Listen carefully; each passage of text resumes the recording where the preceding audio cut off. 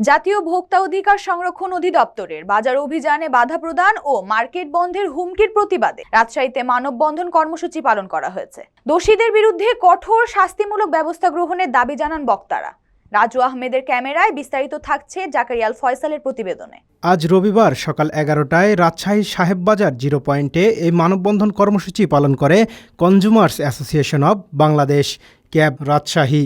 মানববন্ধনে বক্তারা বলেন, বাজারে ভোক্তা অধিকার অধিদপ্তরের নিয়মিত অভিযানের মাধ্যমে নিত্য প্রয়োজনীয় পণ্যের মূল্য নিয়ন্ত্রণ ও ভেজাল বিরোধী কার্যক্রম পরিচালিত হয়, কিন্তু সম্প্রতি কিছু ব্যবসায়ীর পক্ষ থেকে অভিযানে বাধা ও মার্কেট বন্ধের হুমকি দেওয়া হয়েছে, যা অত্যন্ত দুঃখজনক ও আইন বিরোধী।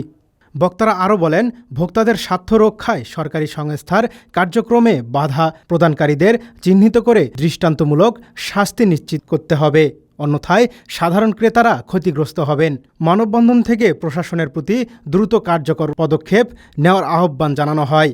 ভোক্তাদের স্বার্থ রক্ষায় এ ধরনের কর্মসূচি অব্যাহত থাকবে বলে জানিয়েছে আয়োজকরা।